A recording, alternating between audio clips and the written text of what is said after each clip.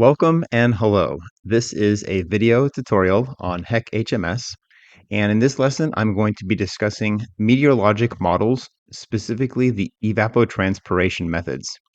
Now, this is part two of a two-part video lesson on this topic. The first 6 evapotranspiration methods were discussed in the previous lesson, and this is going to be the second of 2 lessons where I discuss the others.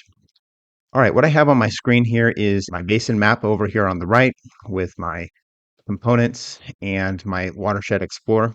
If we click on the meteorological model here in the Watershed Explorer, MET1, then down below in the components editor, I see this evapotranspiration dropdown. And then here are the different methods available to me here in HMS version 4.12. The options that we're going to discuss in this lesson that haven't already been discussed in part 1 are Priestley-Taylor, gridded Priestley-Taylor, Penman-Monteith, gridded Penman-Monteith, specified evapotranspiration, and interpolated evapotranspiration. All right, so let's go ahead and get started here. One quick note is that I sometimes use the term ET instead of evapotranspiration, just to be brief and abbreviated. That's an FYI.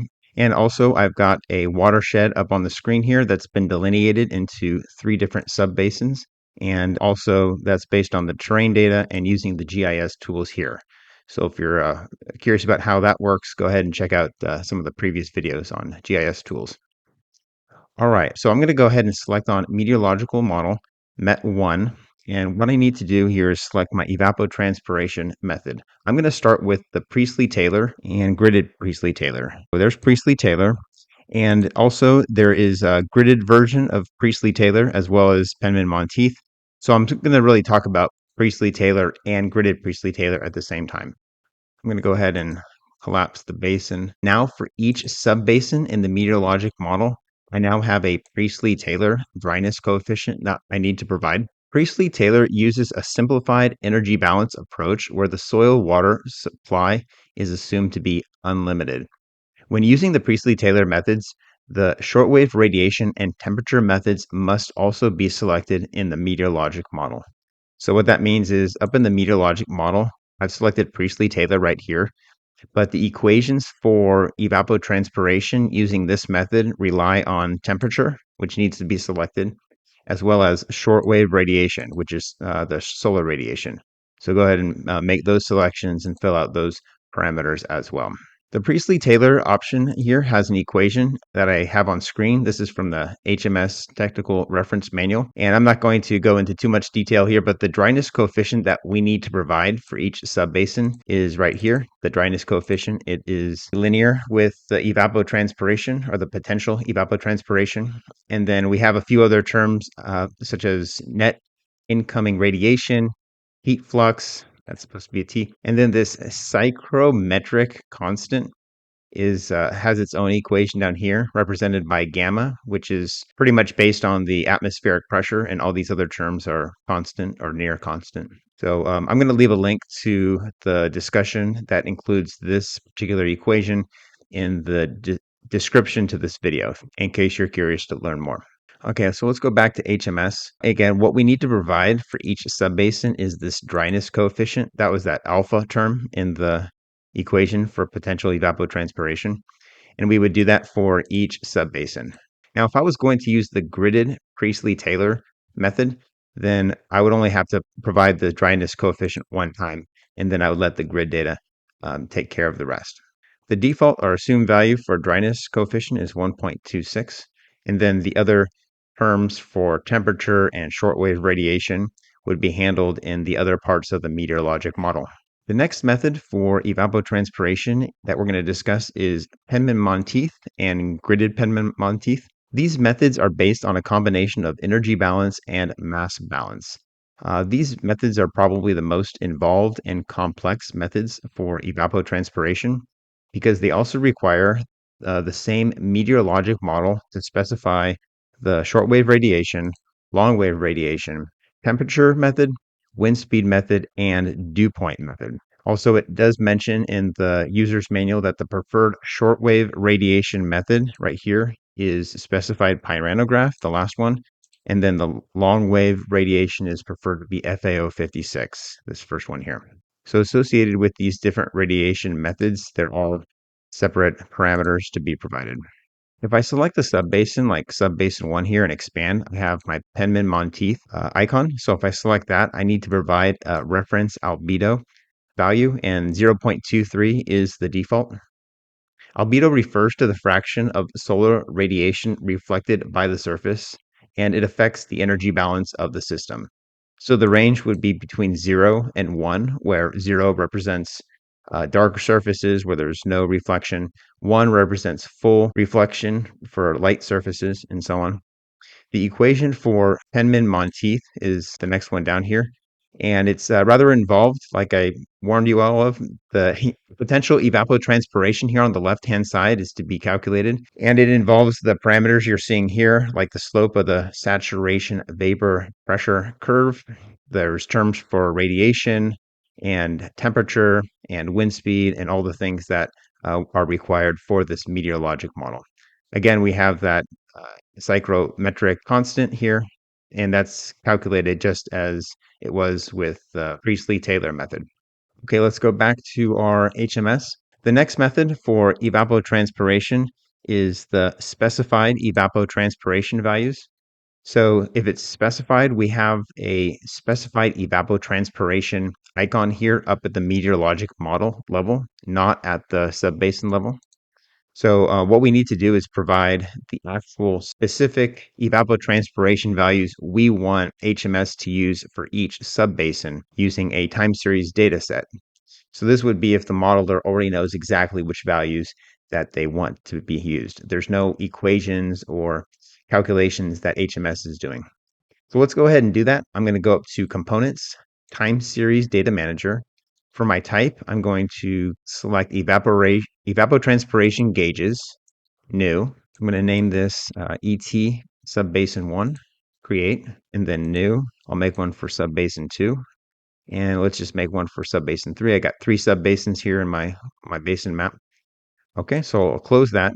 If we want to define the data for those time series data sets, they're right here in the Watershed Explorer. So I'll just go ahead and click on ET for subbasin 1 here. The metadata and the actual data itself can all be defined down here in the components editor. First, the data source would be manual entry or a DSS file. If I go with manual entry, I need to specify the units as well as the time interval, as well as the time window. I'll expand the time series data set up here and see the time window. It's giving me a default of the first day of the year 2000. So I would just go ahead and provide the actual start and end date time that I have ET data for. And then from there, I can click on the table tab and then type in the data or paste it in. And this is using manual entry, remember. Because the other data source, if I go back to the time series gauge, would be for a DSS record, in which case I would just specify the file name and the path name, and then other parameters like units, time interval, time window. That's all going to be included within the DSS file. And specifically, each gauge would also have a latitude and longitude, which is optional in this case where we are assigning it to a specific subbasin. And finally, we need to make that assignment. So I'm going to go back up to specified evapotranspiration. And then for subbasin 1, I would just select subbasin 1, and then 2 and 2, and then 3 and 3. So that's all matched up and ready to go. The last method that we need to discuss is interpolated evapotranspiration. So I'm going to go up to my meteorologic model and then select interpolated, which is right here. At the time of this recording, the online user's manual for HMS 4.12 does not have any discussion about this topic, but if it's anything like the other interpolated methods for the meteorologic model, I'll give my best crack at telling you how it works. Basically, what it is if you don't have a grid of data, but you do have time series data points and time series data for evapotranspiration in this situation, then we can use an interpolation method right here to interpolate a actual grid of data based on the data points, knowing the location of those data points. So before we had a time series data set right here for the individual subbasin, and we didn't define the latitude and longitude. But if we're using these time series data sets for interpolation purposes, we do need to know their location. So let's go back to the time series data manager and then evapotranspiration gauges. I'm going to go ahead and delete these gauges. 2, yes, 3, delete, yes, okay. And what I'm going to do is just create 3 other gauges that are not specific to a subbasin, but they would be in the general area of these subbasins that I'm working with. So I'll go ahead and click New. I'm just going to call this one ET gauge A, and then New. I'm going to call this ET gauge B, New, and ET gauge C. All right, so I got my 3 time series data sets for evapotranspiration. I could have more, I could have less, but as long as we have a few, that's fine. So I'm going to go ahead and expand the evapotranspiration gauges in the Watershed Explorer, select gauge A. Everything I said about the time series data sets are true, but I just wanted to point out that that latitude value and longitude value would have to be defined for these gauges. For the subbasin also has a latitude, longitude. These are already in place. Of course, if we wanted a point that's not the subbasin, but anywhere else on the map, we would know what the coordinates are, and we would be able to interpolate what the evapotranspiration value is based on the method we're about to use. So let's check out the different methods. The only required field here is the method itself. The first option is inverse distance, and I'll just also describe inverse distance squared. In the equation for inverse distance and inverse distance squared, this z value would represent the evapotranspiration at a location xy, which you could just think of as a latitude longitude that's converted to a XY system. And then the Z sub I would be the evapotranspiration value at gauge I, and D sub I would be the distance between the point of interest and the location at gauge I for gauges I 1 through N. And then that's just looped through every gauge. And that's how you'd calculate your inverse distance interpolation at a point of interest XY. This D term is raised to the power P, so it would just be 1 if you're using inverse distance, but if you're using the inverse distance squared interpolation method, that distance term would be squared. All right, the next method is the nearest neighbor. Right.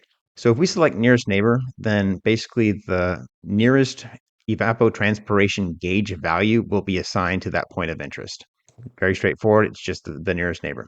Next one and the last one here is bilinear. Now, bilinear is a little bit more involved. What it does is it takes the location of each evapotranspiration gauge, and then it draws a triangle grid pattern between all the different gauge locations. And then wherever your point of interest lies, the triangle that it's within uses the 3 points of that triangle, the 3 gauge locations, and specifically their evapotranspiration values to perform an interpolation using this triangular interpolation equation. So F sub P would be the evapotranspiration at your point of interest, and then the evapotranspiration values at points A, B, and C are F sub A, F sub B, and F sub C with this weight term, lambda 1, 2, and 3, which is related to the distance between the point of interest and that particular gauge location. All right, the last table here of values for interpolated evapotranspiration allows the user to set a radius of influence on any particular gauge. So say, for instance, gauge A should not be used for interpolation beyond 50 miles. I just typed in a 50, but I only see 5. There it is, 50 miles. Then that's how you would do that. This is optional, so you can use it for all the gauges, none of the gauges. It's fine. All right, well, that was it for this lesson covering the evapotranspiration methods, part 2, the methods that we didn't cover in the previous lesson. These evapotranspiration methods are part of a meteorologic model, which is assigned to a basin in HEC HMS.